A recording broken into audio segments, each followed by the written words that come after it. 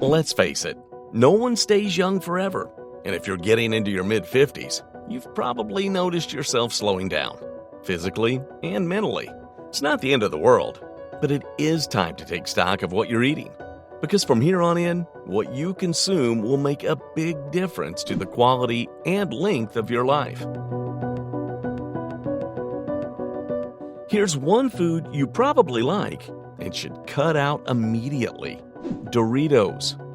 Yes, they're delicious, especially with salsa, sour cream, a little guacamole. Well, keep the guacamole, but ditch the rest.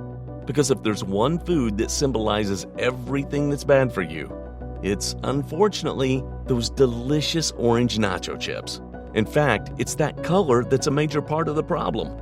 Doritos get their color from food dyes, known as Yellow 5, Yellow 6, and Red 40. These additives are made from petroleum. You heard me right, crude oil, and they're known to damage DNA. They have been found to be contaminated with benzidine, a known cause of cancer. As you age, your risk for developing cancer grows. Why give those rebellious cells in your body any more ammo?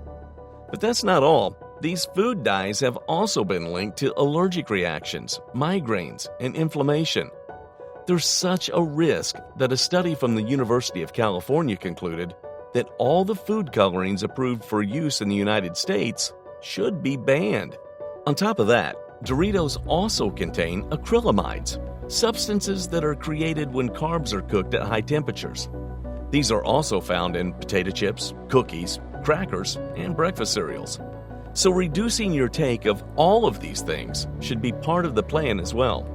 When they're not making appearances in your food, acrylamides are found in cigarettes and are used in the manufacture of paper and plastics, and in sewage treatment.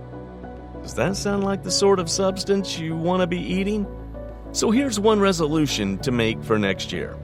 Make your next Super Bowl the last one where you munch out on Doritos. If you do that, cut out Doritos, potato chips, cookies, and breakfast cereals. You'll be well on your way, but there are still a whole bunch of foods you'll want to cut down on, or cut out altogether once you hit age 55. Fried foods. Fried foods are one major risk area. Any starchy foods that are fried will have acrylamides in them, like we mentioned earlier, but that's just the start of the problem. Fried foods are high in saturated fats, which can lead to high cholesterol and a higher risk of heart disease.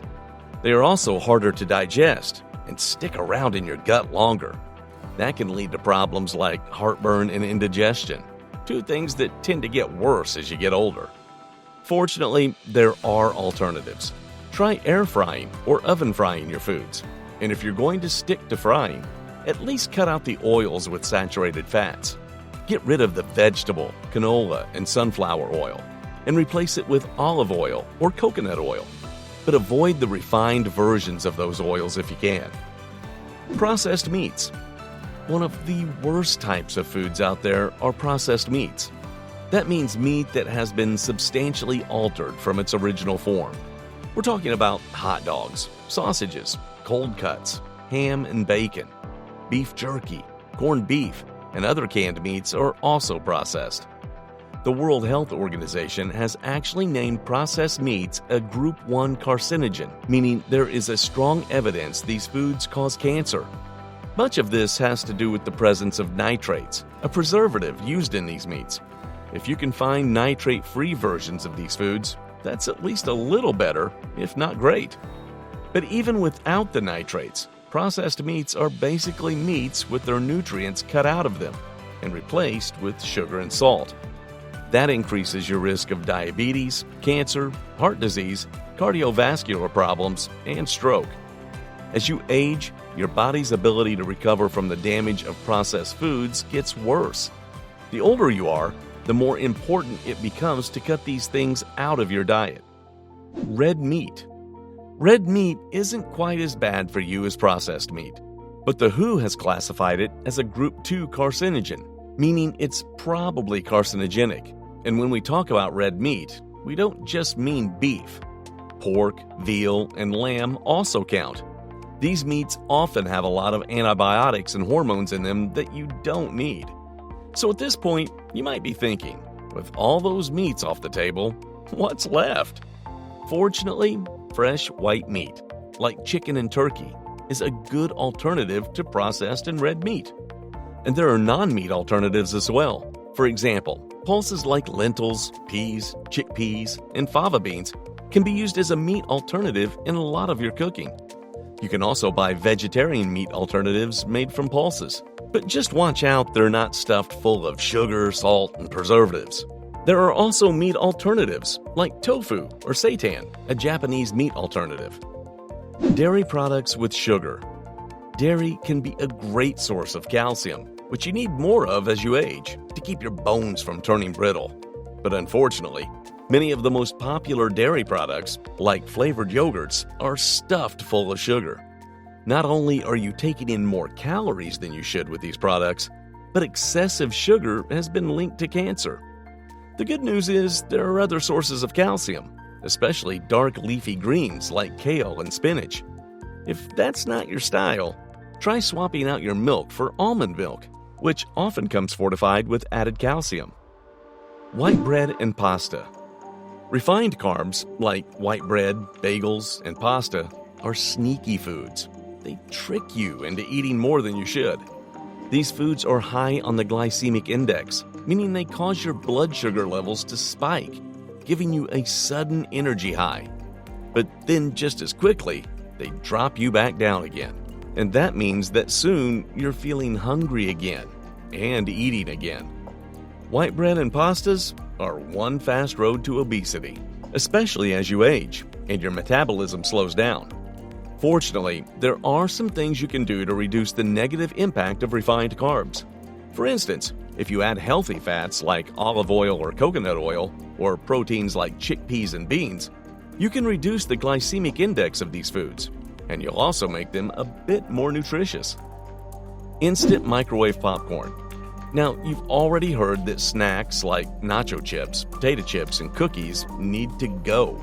So the last thing you want to hear is that microwave popcorn is also a no-go. But sadly, this is the case. Many microwave popcorn brands come in bags lined with a substance called perfluorooctanoic acid, or PFOA. This stuff has been linked to an increased risk of liver and prostate cancer. But fortunately, you can avoid it. Make your microwave popcorn yourself using a simple brown paper bag and coconut oil. High-sodium instant meals. Now, if you're like lots of people, you might not have time to cook every meal. So it's tempting to buy instant meals that you can throw in the stove or the microwave and have food ready to go in minutes. But the problem with these instant meals is they tend to be high in sodium, a major risk factor for high blood pressure.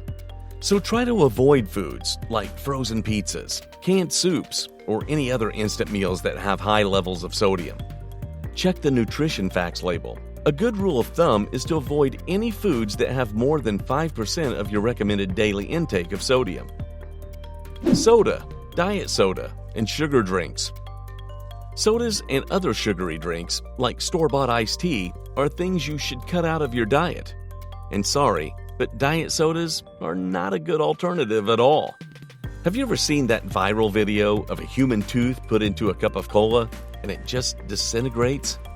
That's because sodas are high in phosphoric acid, which destroys the calcium in your bones. Drinking soda increases your odds of osteoporosis. And despite popular beliefs, that's not a disease only women have. Men can get it too. Not to mention, sodas have a very high level of sugar, increasing your risk of diabetes and stroke.